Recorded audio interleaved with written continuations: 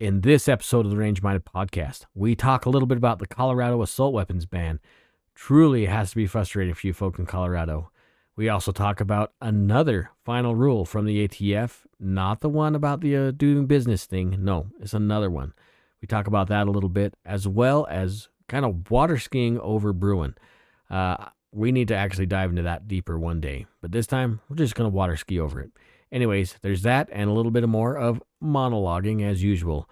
I hope you enjoyed this episode. Skills to Pay the Bills, episode 240 of the Range Minded Podcast.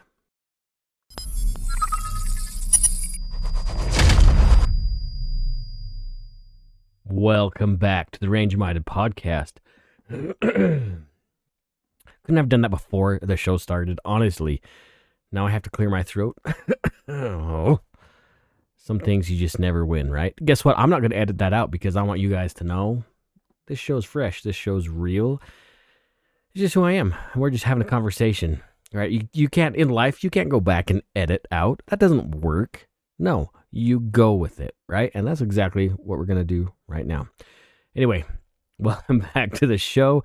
My name is, as usual, my name is not as usual. Man, I am really struggling.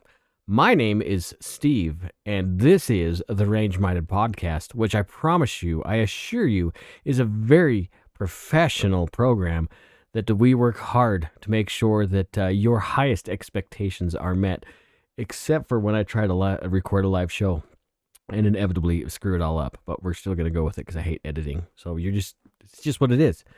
Welcome back. I know I missed a week. I know. And we're going to get into why. Boy, I have lots of excuses when I miss a show, don't I? I'll own it. All right? It's my fault. I missed it because of this right here. See this? See? Pages. Yeah. Those of you in audio land that are too cheap to actually watch the show on YouTube or wherever you can watch a video version of the show, that is like 200 pages of nonsense. Well, not all of it. There's a lot of it, but not all of it is nonsense. And we're going to talk about a lot of that tonight. If I can ever get past this opener, because I'm pathetic. All right, so let's see what's happened in the last couple of weeks. We've seen, you've seen the protests at various universities. That's been pleasant, right?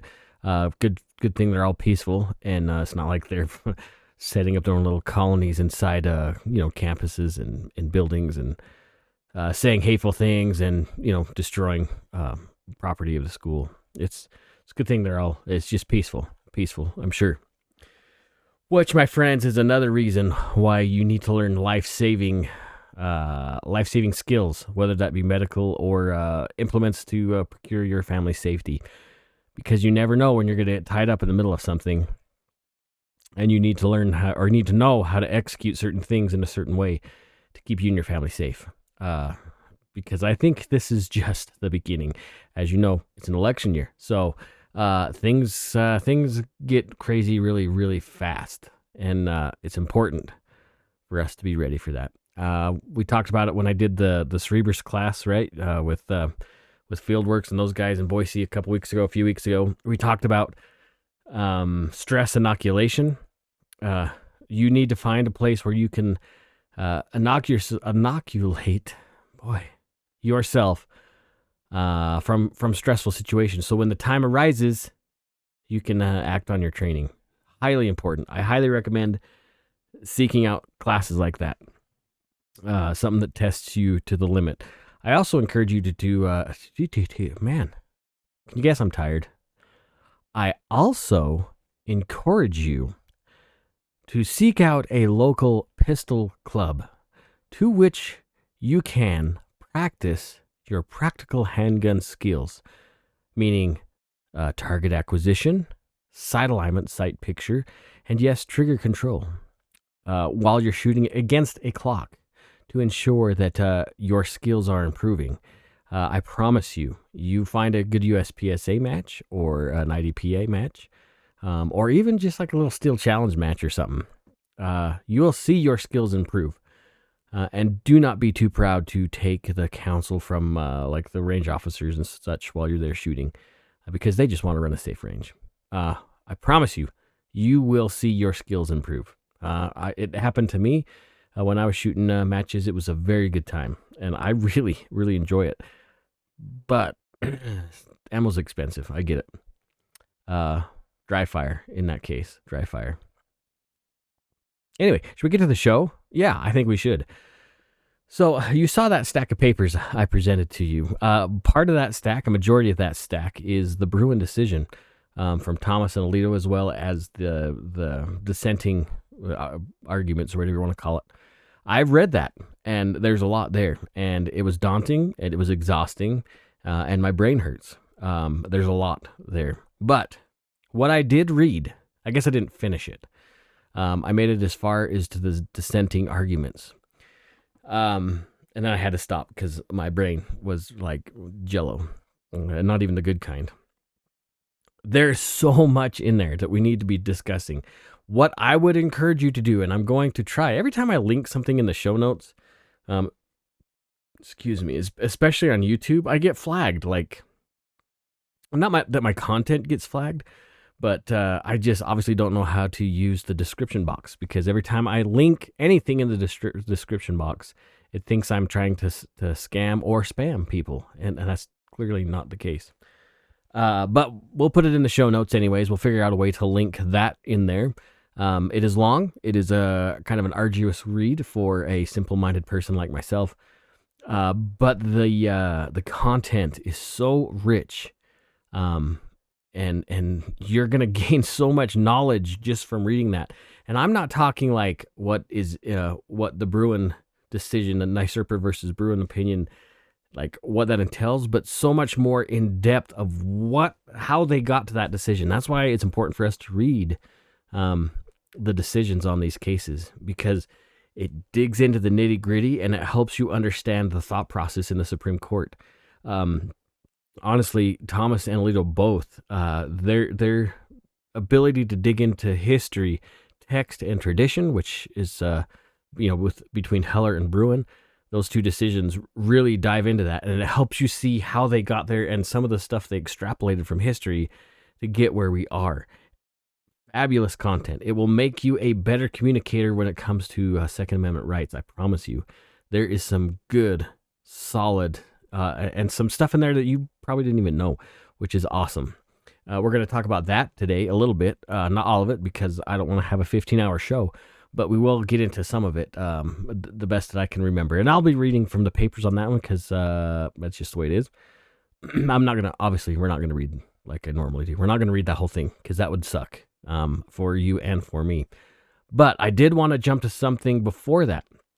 Now, do you guys know who Eva Flannel is?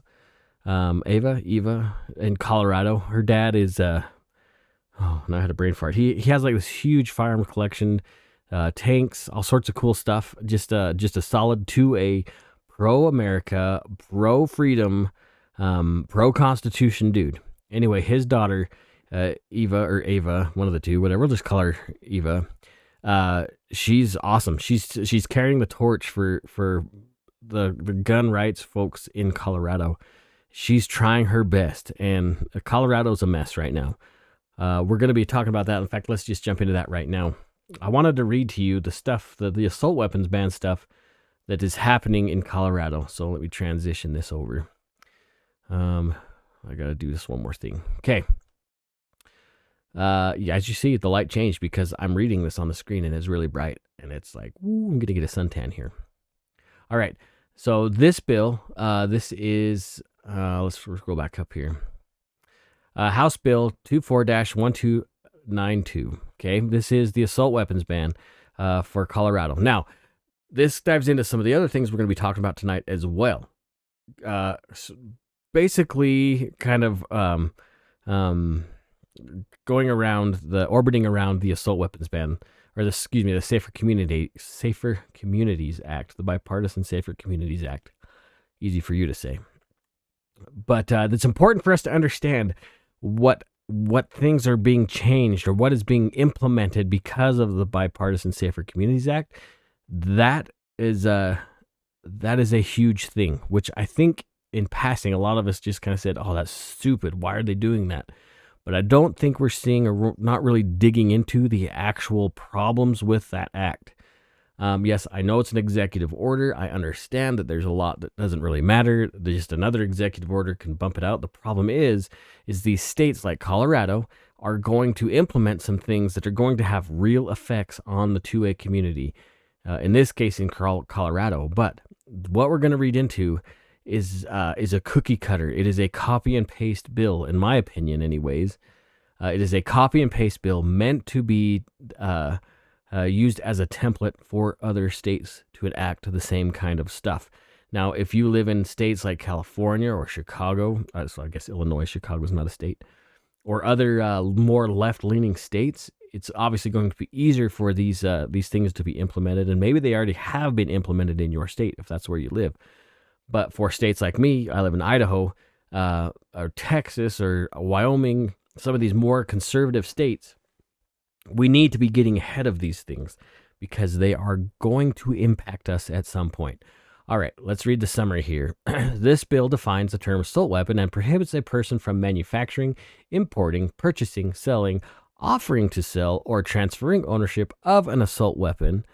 The bill further prohibits a person from possessing a rapid-fire trigger activator.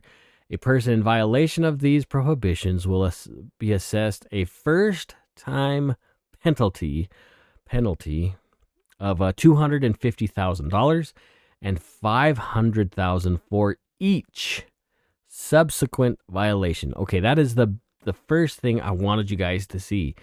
That is kind of a big deal, right? When we look at some federal cases, now this is on top of a federal. The state could probably still fine you for something on top of the federal crime because this is a state violation of their law. So on a federal crime, when it comes to NFA type stuff, right, it's up to $250,000 and 10 years in prison. Well, this is $250,000 for the first one and $500,000 for any subsequent violations. Not for total, that's each, right? You see right there? Each violation. That could add up really, really fast, right? And it's kind of unfair for people living in the state of Colorado. All right, this is interesting, okay? I know there's a lot of stuff in this bill that we're not going to read. I mean, look at a lot of this stuff is just descriptions and BS, okay? So don't worry, we're not going to get crazy with it. Let me jump back up here towards the top. For those of you listening in the Poor Man's Podcast platform, we're just looking at a bill. All right. This prohibition does not apply to members of the United States Armed Forces, a peace officer, or other government official or agent, to the extent that that person is otherwise authorized to acquire or possess an assault weapon and does so while acting within the scope of the person's duties. Okay, so military, police, or any government agent.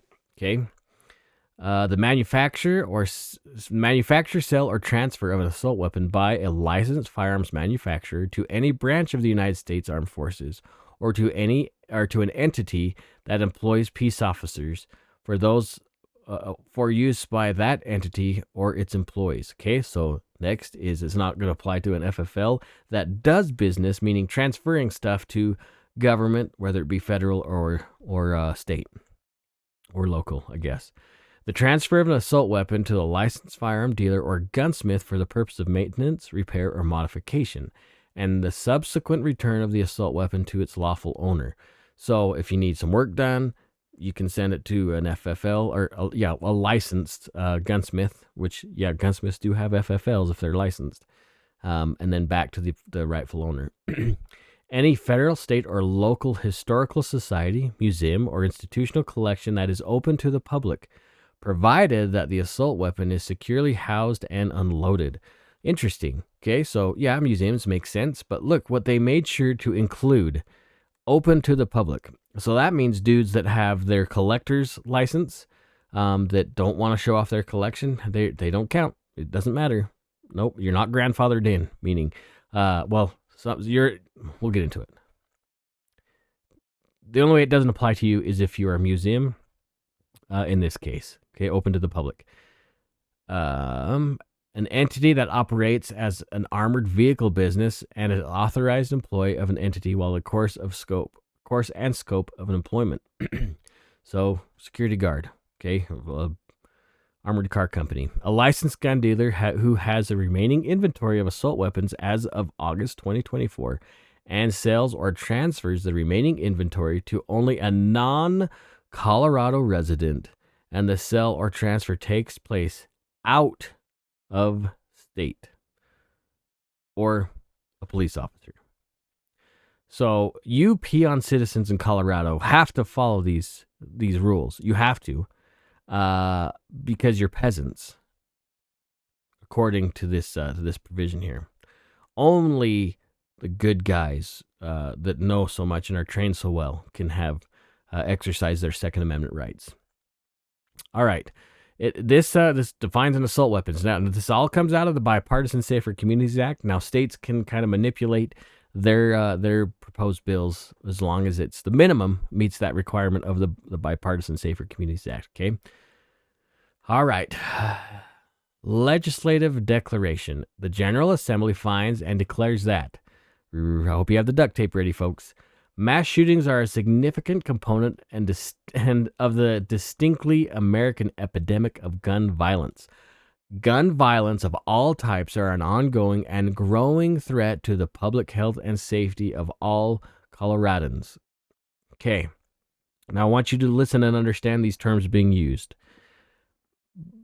Recently, they're using I shouldn't say too recently. They're using a tactic, the exact same tactic that they use with cigarettes.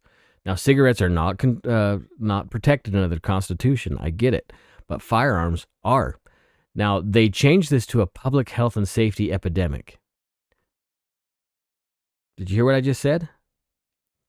A public health and safety epidemic. What did we have to deal with a few years ago? And what did them declaring a pandemic actually give the government the right to do? Oh, I shouldn't say they didn't give a right to do anything. What did the government take liberties on doing to your safety or your freedoms? It was a public health problem, right? Pay attention here, folks. Pay attention. As preventable gun deaths from all types continue to devastate families and communities in the form of state violence, completed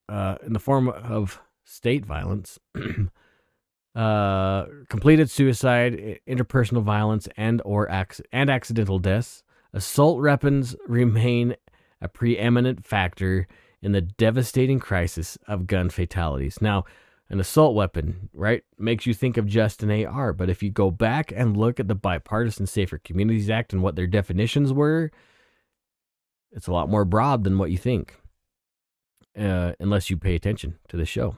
In recent years, Americans have endured an unfathomable average of more than one mass shooting per day. I would sure like to see the footnotes on that. Interesting. Consistently, the deadliest mass shooting incidents in the United States involve the use of assault weapons or high-capacity magazines. Such instruments have no place in a civilized society. All right. Again, when we think of the words assault weapons, we think of the AR because they've used that moniker, well, something very similar, assault rifle, right? They've used that to make us think of the AR, but it's not. It's not just the AR, okay? Be mindful of this. And high-capacity magazines, standard capacity is what they're saying. If only the shooters had 2 rounds, this wouldn't happen. They can have all the magazines they want on their person, but they can only have 2 rounds in the magazine. What's going to happen is nothing. They'll just have more magazines. Okay, this is a we have to do something effect, right? This is ridiculous. And by the way, if you're looking at assault rifles as assault weapons, like if you're interchanging that term, rifles are used 0.02% of all shooting incidents in the United States, even recorded. Now listen to me. If you want to learn more about where they're getting these statistics from, it's the Gun Violence Archive. Also, you can look at the Moms Demand Action and some of those other ones. I think Brady Campaign has some stuff on there too. Almost all of it comes from the Gun Violence Archive.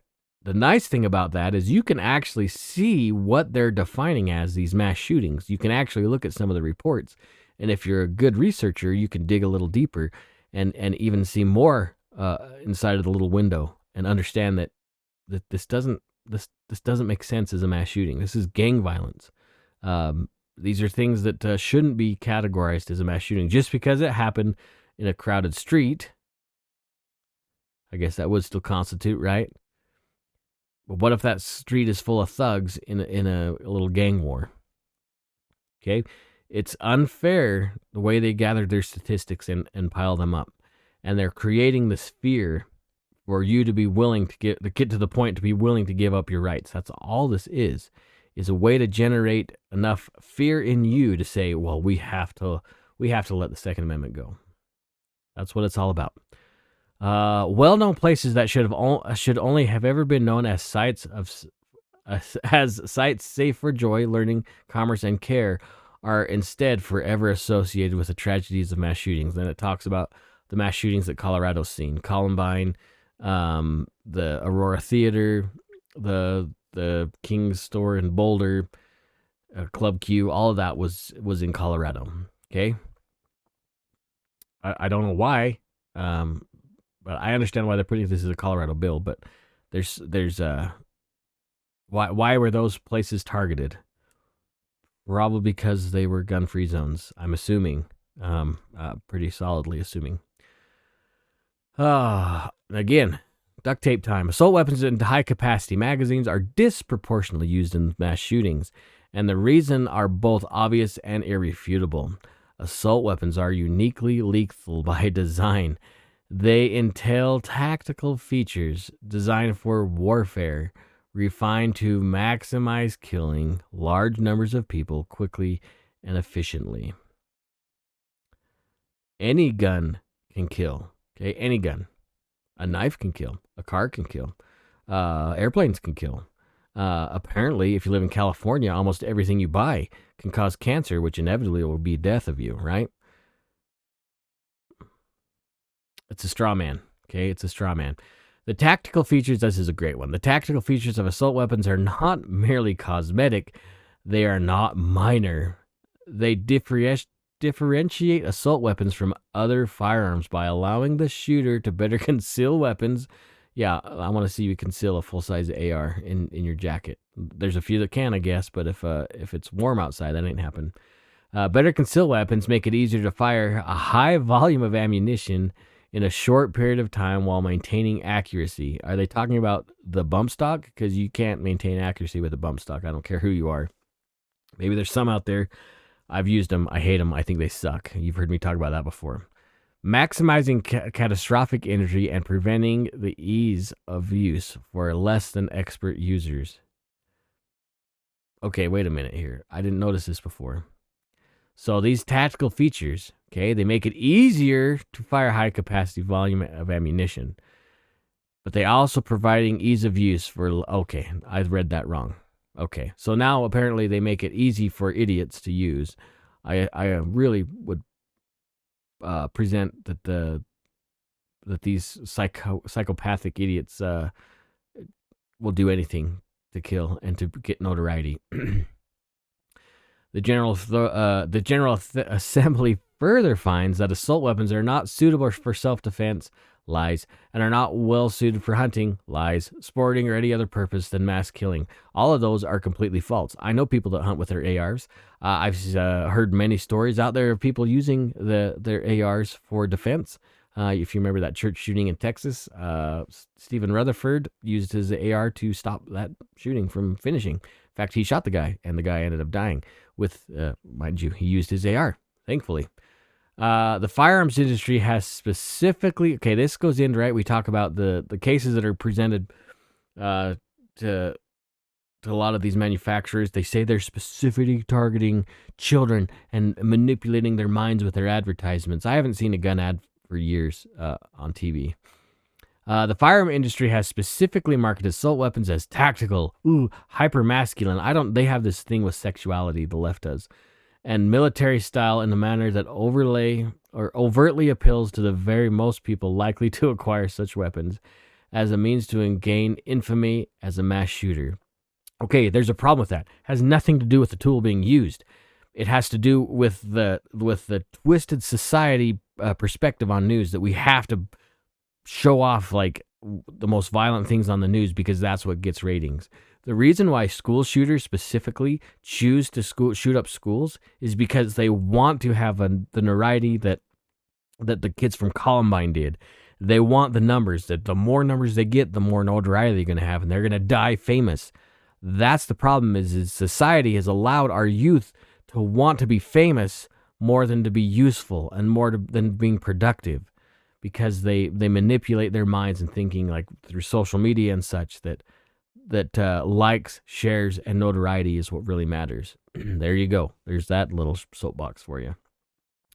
It is critical to limit the prospective sale of assault weapons and accessories while permitting existing legal owners to retain the assault weapons that they currently own. I don't own any assault weapons. None of my guns have ever been used to assault anybody. And honestly, nothing I own has been used to assault anybody. Just my verbal jujitsu, I guess, which isn't very good, obviously. Just as the design of assault weapons maximizes their lethality, policy designed to interrupt their proliferation of these weapons has been shown to be just as successful in decreasing deaths. I disagree. The assault weapons ban in '94, which they go through, didn't really do anything. Deaths by firearms were in decline anyways. It didn't do much, and we can talk about that later if you want. I'm already longer on this little segment than I wanted to be. Anyways, this goes through, okay? This Colorado ban, look at this, okay? It goes through everything, the defining characteristics of what an assault weapon is, okay? According to them. And it's everything. Detachable magazine, okay? And one of the following characters, pistol grip or a thumbhole stock. Capable of functioning as a protruding grip that can be held for the non-firing hand, okay? Stupid. A pistol grip on the front. Folding, telescoping, detachable stock that is otherwise foldable or adjustable in a manner that operates to reduce the length or any other dimension otherwise enhances the ability to conceal the weapon. Okay, whatever. A muzzle brake, which was in the '94 ban. So what? A muzzle brake. So what? A grenade launcher or a flare launcher. Yeah, that's scary. Scary. A shroud attached to the barrel, the shroud thingy that goes up, right? That just helps the control of the firearm, right? It keeps you from burning your hand. A threaded barrel, can't have those. Super scary. Now, it goes through in this section from 22 on. It goes through and defines every firearm that falls under this act, this assault weapons ban for Colorado. Okay? I'm not going to read them all because it would be a waste of time. But look at this. So we are not even halfway through this document. Look at that. Every possible Daniel. There's a Thompson Center up there. There's Uzis. Keep going. Now we're about halfway through the dock. Oh, look, here's more. Okay, let's scroll down here. The following, shotgun. Okay, never mind. As part of the combination of parts designed and intended to convert a firearm to assault weapons is defined as in this subsection. An assault weapon does not include any firearm that has been made permanently inoperable. Okay, so now if you own a gun in Colorado that falls under this act and you want to keep it, pass it on to your kids, it has to be completely useless. An antique firearm manufactured for $18.99, a replica of an antique firearm, a firearm that is manually operated by bolt, pump, lever, slide, a slide action unless a firearm is a shotgun with a revolving cylinder, which they do make. I don't know why that doesn't fall under there. Or a firearm that can only be fired, can only fire rimfire ammunition. So let's just make a 50 cal rimfire. But nope, you can't, because 50 cal is a no-no. Detachable magazines, which are super, super speedy, scary. An assault weapon has it takes a detachable magazine. It talks about if you want. No, let's try this again. A detachable magazine means an ammunition feeding device that may be removed from the firearm without disassembly. Okay, so that's a no-no. But if you have a magazine that's stuck to the firearm permanently, think of some of the Kelly compliant ARs where the magazine is attached and you have to bust apart the action to get the magazine. That's what they're talking about. fixed magazine is something that's permanently attached to the rifle or the firearm. That's what I mean. You're permanently affixing your AR mag, and you have to feed it by either breaking it apart to get your magazine out, or feed it through the ejection port. So it talks about gun show loopholes. You know how those exist, right? Gun show vendor means any person who exhibits, sells, offers for sale, transfers, or exchanges any firearm, including an assault weapon, stupid, at a gun show, regardless of whether the person arranges with the gun show promoter for a fixed location from which to exhibit, sell, or offer to sell. Did you hear what that just said? If you're a private person not making arrangements with the gun show and you want to sell your AR-15, no. Enjoy your $250,000 fine. We're licensed gun dealer. Rapid trigger activator. Any manual, power-driven, or electric device that is designed and functions to increase the rate of fire of a semi-automatic firearm when the device is attached to the firearm. I guess they have e-triggers for those. Any part of a semi-automatic firearm or a combination of parts that is designed and functions to increase the rate of fire of a semi-automatic firearm by enabling or needing the operator of the firearm to make a separate movement for each individual function of the trigger. Well, that's exactly what is defined under the ATF rule. It's one action of the trigger. Weird. Any other device, part, or combination of parts that is designed and functions to substantially increase the rate of fire of the semi-automatic firearm above the standard rate of fire for a semi-automatic firearm that is not equipped with that device, part, or combination of parts. So any kind of trigger mods that help you fire faster than the factory is a no-no. Okay. Anyway, it goes through all sorts of stuff. The penalties. This is rough. Okay. This is a big deal for these poor Coloradans. They're dealing with some pretty crazy stuff. And that's where Eva comes in. Eva Flannel. Look her up on Twitter or X, whatever you want to call it. Get involved. Like, I know you may not live in Colorado, but remember, this bill, the Bipartisan Safer Communities Act, in combination with bills like this, are coming to a state near you. It's going to happen. It's not a matter of if. It's going to happen. You got to trust me on this. Don't trust me, actually. Do some research on your own, and you're going to see how easy these bills will be to slip into your state legislature. It's coming. It's coming. We have to get in front of this. Okay. Let me see here. Let's jump back over here. I want to talk about this next thing that I was reading. Okay. This one, thanks to the Washington attorneys. I can't remember what the name of the website or the YouTube channel is. This is actually pretty intriguing. So this is the budget, the Office Managing Budget. This is where the money comes from, okay? Now, I spent some time reading through this document. Again, it's full of lots of fun things. But this is important. Actually, this is kind of a snake in the grass thing, okay? So this talks about the final rule of, this is a final rule from the ATF, okay? And if you look here on this right side of the document in the yellow, it talks about the comment period. These comments have to be made. There has to be a significant adverse comments on this by the 20th of May of this year. Okay.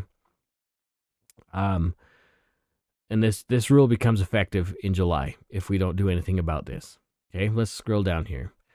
And again, I'm going to link this in the show notes and stuff so you guys can look on your own, because there's a lot of reading. There's a lot of stuff that I'm not going to be concentrating on in this text. Gun Control Act. One thing I liked about this, look, in blue, we have the Gun Control Act of 1968. The BSCA, we'll just call it for short, which took effect in the 25th of June of 22. Big deal. I'm telling you, that Bipartisan Safer Communities Act is designed to destroy your Second Amendment rights. All right, so these are some of the things that have changed because of that act. However, the BCA now provides that in the case of a person under 21 years, if the NICS notifies the FFL as cause, let me screw down here. Excuse me. So part of this talks about anyone under 21. needing a specific kind of NICS background check. Okay. So as of right now, under federal law, you can buy a rifle at 18 years old, or a long gun, I should say. So including an AR-15, a long gun, a rifle, a shotgun. You can buy that currently under state law in most state or federal law under most states. Anyways, they have some jurisdictional changes. 18-year-olds can buy long guns. Federal law says it's cool. Now, what the Bipartisan Safer Communities Act is, they want to change that to 21. I don't know why they want to change that to 21.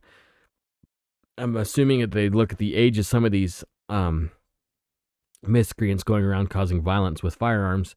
A lot of them are under the age of 21. In fact, if we looked at the majority of shootings in the United States, they're happening probably between the ages of 15 and 19. So it's pretty crazy. That's the average gang member age, by the way. And unfortunately, that's getting younger. Like we're seeing kids at 12 years old or so getting involved in gangs. However, the BSCA now provides that in the case of a person under 21 years old, if NICS notifies the FFL that cause exists to further investigate the possible disqualifying juvenile records, the FFL may not transfer the firearm until 10 business days have elapsed. Okay, now I want you to look at this. Okay, disqualifying juvenile records. Now, this, maybe some of you understood this when this first came out, as far as the Bipartisan Safer Communities Act. It hits on your juvie record. Now, as I understand it, I'm not an attorney. I'm not a law professional by any means.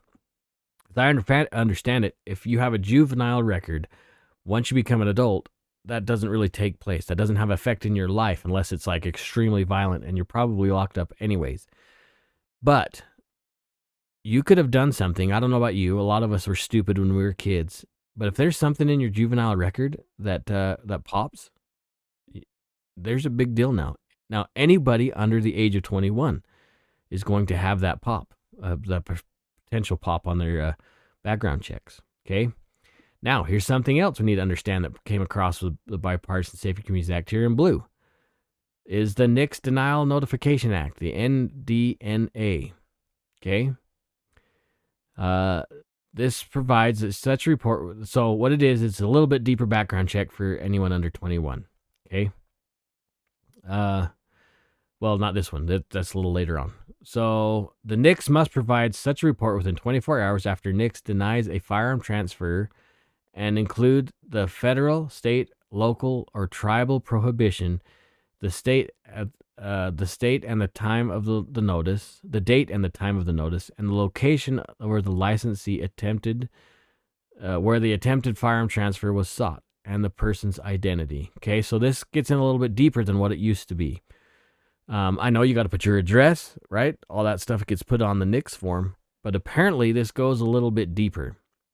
Okay, and it does. Actually, it calls for now the city, if the potential buyer, has to put the city now, if he resides in the city, which I'm not sure why that matters. The summary is directed. The final rule makes confirming updates to the ATF's regulations to incorporate many of the firearms-related statutory changes made by the BSCA and the NDNA to ensure that the regulations are consistent with the statutes and can be relied upon by the public. The department has also published a separate proposed ATF rulemaking definition of engaged in business. We talked about that a little bit. Or as a dealer in firearms. That proposed implementing of the BSCA provides provisions related to what it means to be engaged in business as a wholesale or retail firearm dealer. Blah, blah, blah. The department published the final rule definition of engaged in business as a dealer in firearms in the Federal Register in April 19, so just last month. If 24, by the way, if you're listening to this at some later time. In addition, the department anticipates using 3 rules to implement the BSCA and the NDA provisions related to the FBI's operations. Craziness, right? U.S. Code 18 USC provides that it is unlawful for any person to sell or otherwise dispose of a firearm or ammunition to another person if the transferor knows that the reasonable cause or has reasonable cause to believe that the prospective transferee is disqualified as specified in that subsection. Now it's up to you. If you want to sell something, you have to do your due diligence and hope that the guy that you're selling the gun to isn't going to do something nefarious. Let's see. Now it's amended. Now the code now specifies that events occurring when the person was a juvenile are disqualifying, except that the prohibition against the sale or disposition of a firearm and ammunition to persons who have been educated as mental defective, blah, blah, blah, or committed to any mental institution applies only to the person who adjudicated or committed at 16 or older. Okay, so now you have to ask this person if you're selling a gun or apparently ammunition. Okay, pay attention because it's a little bit more than what they said. You have to now ask them about their juvenile history. And if it's disqualifying, okay? All right, this is probably super boring to you guys, but I need you guys to read this. I need you guys to understand this. You can see as I read through this, I highlighted a ton of stuff. Oh, look at this. Fines, okay? Let's see, which one is this under? This is talking about transferring a gun over the border, outside the state or outside of the country, or even bringing guns in from outside of the country. There's new penalties affixed to that. So, not more than 15 years or fines. It doesn't say what these fines are if you're found engaged in business of smuggling firearms. Okay, let's jump down here. It talks about the boyfriend loophole, right? Just apparently that was a big deal. We talk about the gun show loophole. We talk about whatever other loopholes existed. Well, now they finally plugged the old boyfriend loophole. That sounds actually quite disgusting. Probably shouldn't have phrased it that way. Anyway, the boyfriend loophole was where if you're in a domestic relationship with somebody, and let's just say this man was a violent felon, and he had a relationship with his girlfriend that was not a prohibited person. He convinces her to purchase a firearm for him because it's not illegal to buy a firearm for your family member, but if it's for, as long as they are not a prohibited person, same type of thing, kind of, for your boyfriend-girlfriend relationship. If they're prohibited, you cannot buy them again. Straw purchase. It's still a straw purchase. These laws already existed. But they had to define it even more because apparently it's this epidemic. And it's a lie, right? We know that straw purchases have been illegal for a very long time, but they have to create these new things here, this boyfriend loophole, to create fear. So you will be willing to give up some of your rights, okay?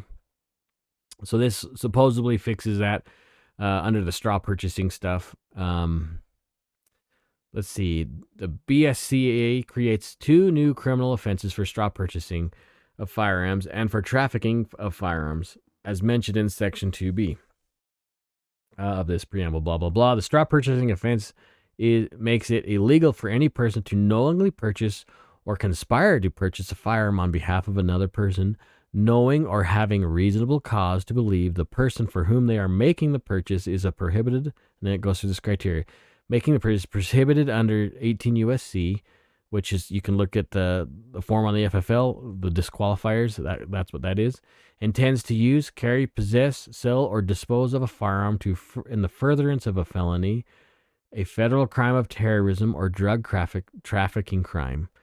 And that's also if you look at the U.S. code, that's in there as well. Intends to sell or dispose of the firearm in Section 922, a person or persons intending to use, carry, possess, sell, or dispose of a firearm to furtherance of any felony, a federal crime of terrorism, or drug trafficking crime. Anything that would disqualify you as a buyer, that's what this is talking about. Those already existed, but they have to define them a little bit deeper. Let's see. Here, the firearms trafficking sorry, I gotta slow down. The firearms trafficking offense makes it illegal for any person to 1, ship, transport, cause to be transport, transfer, or otherwise dispose of a firearm, knowing or having reasonable cause to believe that the use, carrying, or possession of a firearm by the recipient would constitute a felony as defined in 18 USC. Okay. Again, it still goes through the straw purchases. If you buy a gun for somebody that you know is prohibited, that's illegal. Those laws already existed, but now they're making them a little bit more fortified. Like it or not, that might be okay. But understand that there's a lot of non-violent criminals who have paid their debt to society that are no longer criminals in my perspective. They have paid their debt to society, even though they still have, unfortunately, they've left that lifestyle of crime behind for non-violent offenses, but they still have that felony on their record. Well, guess what? You might think they're not a felon, but the state still does, or the feds still do, and it keeps them from owning a gun, and it puts you in a very big pickle if you buy a gun for them, which it's always been that way, by the way. Well, since 94, I think, is when some of the stuff changed. All right. Oh, here's a fun one. Background checks on a transaction for which the prospective firearms transferee is under 21 years of age. With respect to these enhanced background checks, okay, so it talked about enhanced background checks earlier that we didn't talk about. So instead of like a 3-day waiting period, if you sit it out, they want to go through a week. Actually, it's 10 days. In fact, I might even talk about this later on. 10 days, business days for anyone under 21. A right delayed is a right denied. And NICS background checks on a transaction for which the prospective firearm transferee is under 21 years of age. With respect to these enhanced background checks, under 21 transactions, Congress imposed 2 overreaching requirements. I like the word overreaching. Upon NICS via the BSCA. First, in addition to the traditional NICS check of the relevant FBI system, NICS is required to conduct an additional outreach to 3 specific types of state and local entities to determine whether the prospective transferee is has a possibly disqualifying juvenile record. Did you hear what I just said again? Okay, you might have done some stupid shit as a kid, and you got in some trouble, but you paid that debt to society, and it used to be that didn't matter as an adult, but apparently it does. Second, beyond the possibility of a 3 business day investigatory period already allowed for the NICS transaction as noted above, the BSCA provides for an additional investigatory period if needed as part of an under 21 transaction, up to a total of 10 business days. The traditional 3 business days described above, plus an additional 7 business days for further investigation. So now that's business days. That's 2 weeks. Okay. So now, if you're not a bad kid, not a bad person at 21, and you made some stupid mistakes as a kid that you've paid your debts to society for, or maybe that the government thinks, well, this is kind of dangerous behavior, your background check for that purchase of a firearm, which you're legally at legal age to purchase, by the way, can take up to 2 weeks, 10 business days. A right denied, right? We just talked about a right delayed is a right denied. NICS is required to notify the FFL no later than the end of the 3rd business day if an additional investigatory period is needed. Okay. So normally it could take up to 3 business days plus 1 day for a background check to come back. It has happened. It's pretty common for folks, especially if they have a common name or something. Somehow something pops up to where they have to dig a little bit deeper, and that's a delay. But now the NICS can say, hey, he's under 21. We're a little worried. There's some stuff there that makes us wonder. So we're going to just go ahead and take another week. So, excuse me. It's not even a week. 7 business days. Business days. It's crazy. All right, what do we got over here?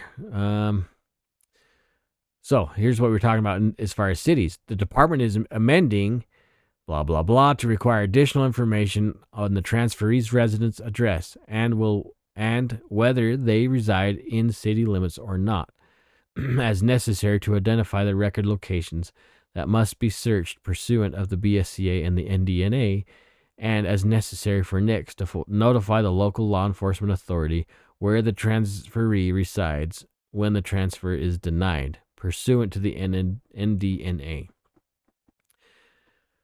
So now we have to state whether we live in city limits or not. It shouldn't matter if the sheriff's office is still going to get notified. That they should be communicating that. Anyway, there's just a bunch of other stuff on here. We're not going to go through this. It's honestly not that exciting.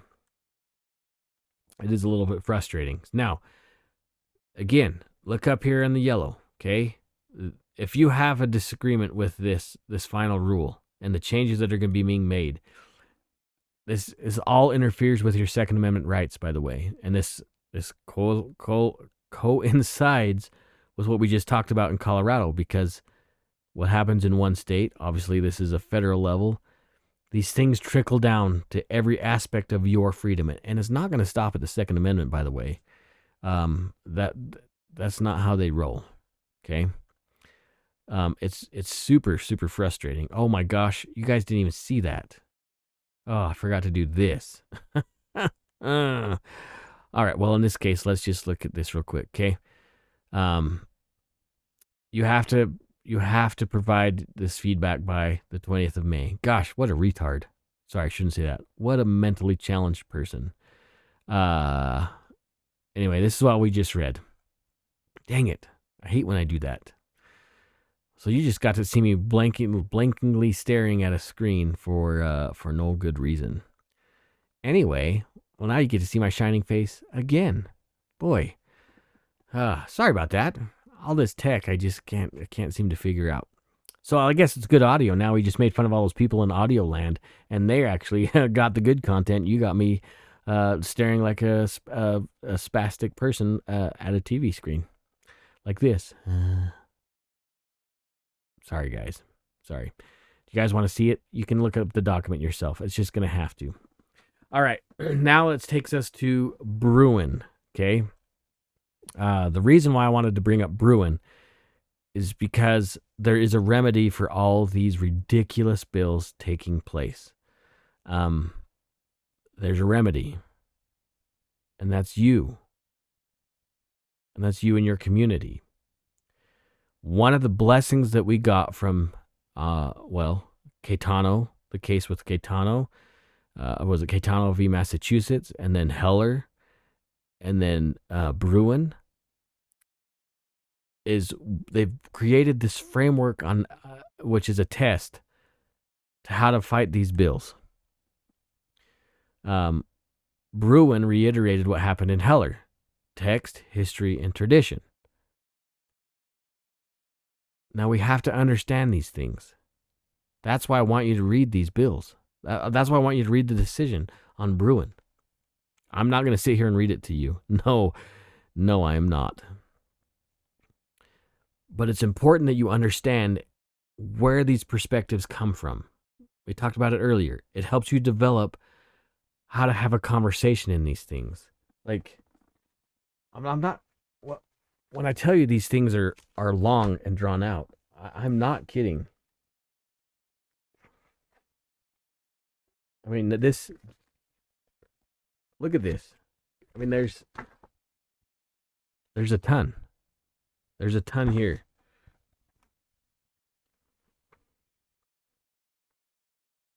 Maybe I'll read a couple of things for you. I know. But in this case, I'm not going to put it on the screen.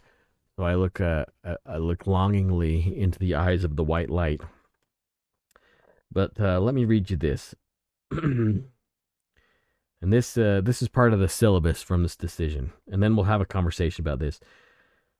The test that the court set forth in Heller and applies today requires courts to assess whether modern firearms regulations are consistent with the Second Amendment's text and history the text and history understanding.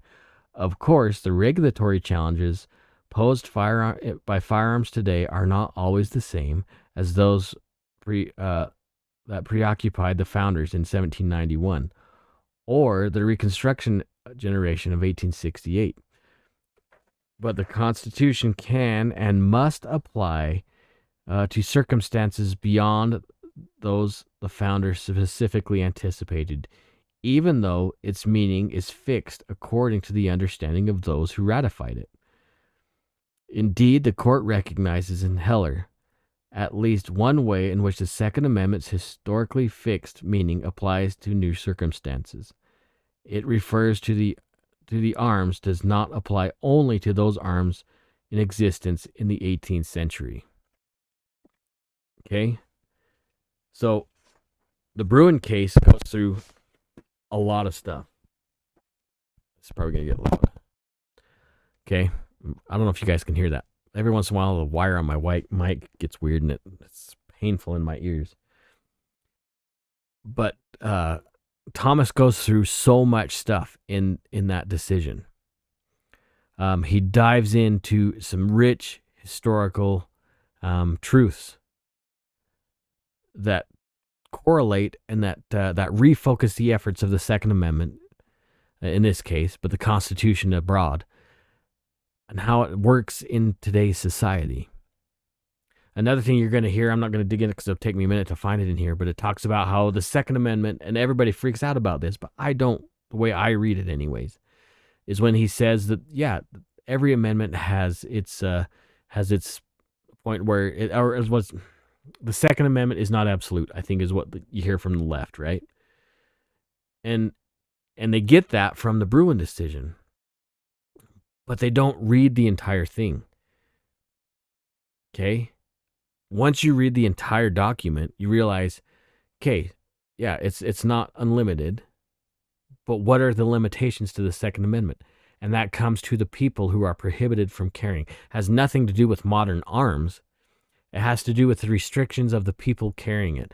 Kind of what the Colorado thing, or the last thing that we read through wasn't Colorado, but people doing the potential of doing nefarious things. That's the limitation on the Second Amendment, is those people don't have the same guaranteed right that good quality citizens have. That's where it's not absolute. Whereas anybody can say, or used to be able to say, whatever they wanted under the First Amendment, or they can worship any way they want under the First Amendment. But they're going to tell you that the Second Amendment isn't absolute, so it doesn't encompass modern arms, which we just read under Thomas's own quote, that the Constitution does meet the definition of arms then and encompasses what we use now. Now, the Caetano case, which I'm pretty sure we talked about in common use, which that test is applied and reiterated and clarified in Bruen as well, that under common use, we can't ban certain things because they're in common use. Now, the Colorado thing we read earlier says that that assault weapons are used in crime. Well, an assault is a crime. The tool used is indifferent. Okay? So they're broadening the term. They're painting with a different brush than what they're playing with different rules than what is defined under Bruen, to kind of circumvent the test.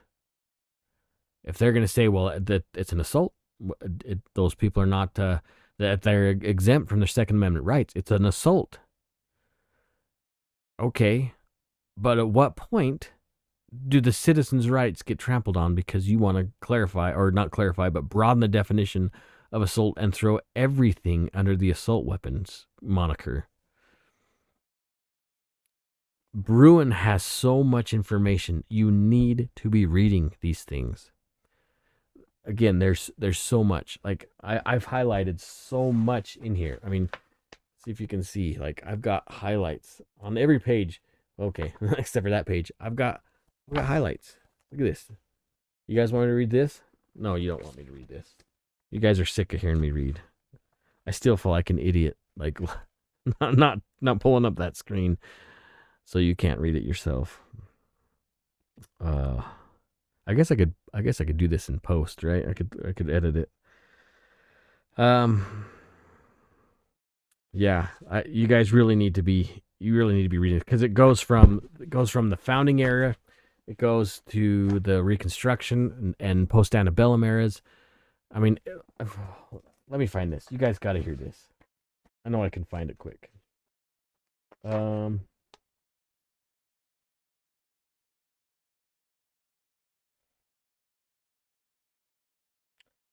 let's see.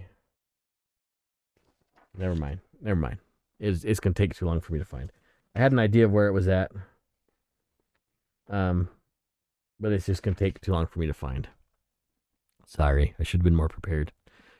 Uh, anyways, I guess what I'm getting at with all this stuff that I'm bringing forth is first and foremost, the things that we look at other states dealing with right now, anti-gun states. We think, ha, look at that, you guys suck at electing people.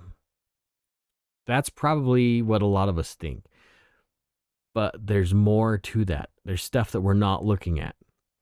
What's really happening is, what I should say, what we really should be thinking is, what are we doing in our pro-gun states to keep that from happening? Because it's just one election away. It always is one election away. I know that sounds like dire straits, doom and gloom, whatever you want to talk about. But elections have consequences, and they're seeing that in Colorado. Our friends in California have been dealing with that for years. Washington, Oregon, Illinois, Louisiana, DC, Maryland. Like, we're seeing this in so many other states that have allowed their legislation to rule the roost. I brought this up before, and I'm going to keep bringing this up. The preamble says what? We, the people, are in charge. And until we educate ourselves, again, looking at these decisions that have been made, looking at past the past of how we retained our freedom, that's how we figure this out in the future. But complaining in our comfy chairs when somebody says something during an election year, that's not going to fix the problem. We have to be active at it. We have to be doing something. And some of that, I mean, that may be running for office. We need to be doing something. We need to be proactive. We need to get ahead of these things. How many of you guys are involved in your state gun rights groups? How many of you guys are involved in local politics? Not just like casting a vote, but I mean involved in politics. Look, I'm talking to myself here too. Precinct committee chairman. Like, have you guys, do you know who that is? Is that seat vacant? Are you going to run for that seat? These are where the differences are made. Because once we figure out our local elections, then we can work on our state elections. Then we can work on national stuff. Bitching about the president, as easy as it may be, isn't solving anything. Where's the traction being made? Our state legislatures, who are our legislators, who are in Washington, being part of the voice. That's where our biggest power is. That's why we have representatives. But those really boil down to the common denominator of our local elections, because that's where that's where these people come from. And if we're not cultivating good representation, we can't complain, because it's kind of our fault. The only way to make a difference in our children's future is getting involved. Okay? I'm really tired, so I hope any of this stuff makes sense. Obviously, I'm tired because I screwed up an entire segment for you guys. I apologize. I probably should re-record this, but I'm over an hour into it, and I'm not going to. But I will share all that stuff in show notes. I want you guys to really understand the importance of who you are and why you're here today. Now, why you're listening to me. I'm just a nobody. Take what I say for a grain of salt. That's fine. But don't take your freedom for a grain of salt. Don't take the future of your children or your grandchildren or your nieces or nephews or whatever. Don't neglect that, because it's so easy to be lost. and that comes with apathy. And we can't be apathetic anymore. What's happening in Colorado will happen in your state if you do not get involved. It will. If you're not talking to your congressman, if you're not talking to your city council, if you're not talking to your school board, they're going to just make decisions that they think is right for the community, not for what the community wants them to do. It's our fault. We haven't done our jobs. I was talking to somebody just before I started recording the show tonight. And they referenced another friend of ours, a mutual friend, that said that the citizens are the fourth branch of the government. And I said, no, we're the first branch of the government. The others are subsequent. We have a responsibility. We have an active responsibility in our freedom. And if we're apathetic about it, we're going to lose it.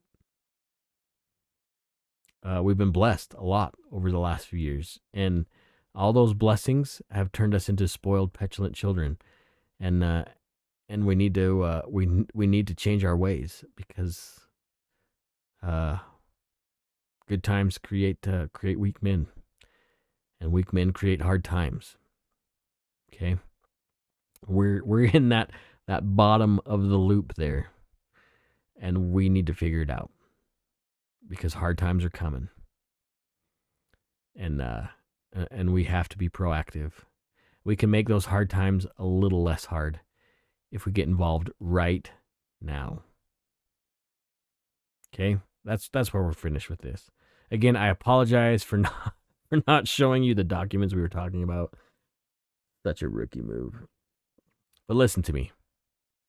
Tomorrow's a new day. We're starting a new week. I recorded this on the 5th of May. Cinco de Mayo. Oh my goodness, I didn't even realize. Sunday night. It's 11 o'clock at night. I'm super tired. But I do this because I love you. I do this because I feel like I have a voice to share, and I hope what I've shared to you and any little bit of something clicked.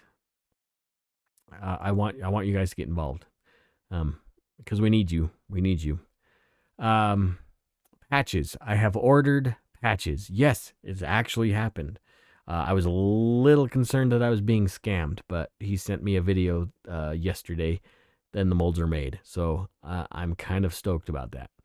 I probably he says it takes about 2 to 3 weeks to get them after they make the molds and everything. So we'll see. If we're lucky, if we're super lucky, maybe we'll get them this week. That would be awesome. Do you know what? I want to do this too. I haven't really done this. Maybe I did. I just don't remember. I'm going to give a shout out to my homies at Whiskey and Windage podcast. I'm going to link their stuff in the notes below too. They had me on their show. I'm supposed to get them on our show, on my show. I've just had too many things going through my mind. But I need to repent and be better, right? So Whiskey and Windage, great content. Honestly, those guys are getting big, and they just gave away a bunch of stuff today in their little Cinco de Mayo episode. So just if you want to just win stuff, you probably should get involved. I actually won a t-shirt tonight, and somebody, you're like, oh yeah, on t-shirt, somebody won a Q honey badger. So what I'm telling you is, they're awesome to follow, because you could be getting some pretty sweet swag from these guys. Anyway, Whiskey and Windage podcast, check them out. I was on episode 17, but they have lots of other episodes. Good content, a little spicy at sometimes. They cuss a little bit more than I do, but if that doesn't bother you, whatever, it doesn't bother me. I try to keep my stuff a little more friendly to folks. But that's up to you. I don't care. You can listen to whatever you want. I'm not telling you not to listen to it because they swear, whatever. So podcast, Whiskey and Windage podcast, check them out. You might like them. I think they're cool. They're cool dudes. Patches, like I just talked about. Make sure, if you want to follow me on any of our socials, I spending way too much time on Twitter, X, formerly known as Twitter, whatever it's called, way too much time. So you probably can find me there at any time of the day. Range Minded is the handle on X, but if you want to look for, Instagram or Facebook, Range Minded Podcast, as well as Twitter. TikTok. Gosh, tired.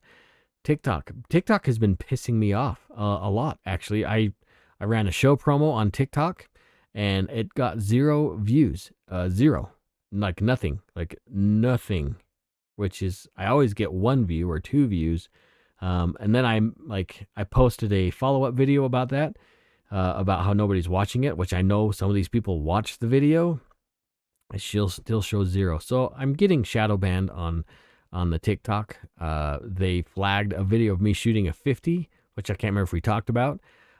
Safe, completely safe at a controlled range. I am a firearms instructor. I had all the proper safety equipment. Anyway, immediately flagged. I got a strike on my account just because I posted a video of me shooting a 50. Interesting, quite interesting. But weirdly enough, YouTube and Facebook haven't given me any strikes until now that I said that. I probably will get something now. Who knows? But we got to keep up as much as we can. If you want to follow on Rumble, not a lot of people do follow on Rumble. Everybody says go to Rumble, but like I've got like 5 subscribers maybe on Rumble and very little viewed content. But you're welcome to follow me there because I try to publish there as well. Don't forget SoundCloud, Stitcher, iTunes, Google Play. We're on all sorts of platforms, so you can find me anywhere. Anyways, I'm rambling for no reason, and I guess that's just the way it is. Love you guys. I want you guys to be safe. I want you to know that freedom isn't free. Make sure you find a veteran around you and thank them for their service because they've given up more than a lot of us understand. Also, take somebody shooting. My heck, we need more stewards of the Second Amendment, and that's where you guys step in. I appreciate you guys. Stay safe. Take somebody shooting. Don't do dumb things.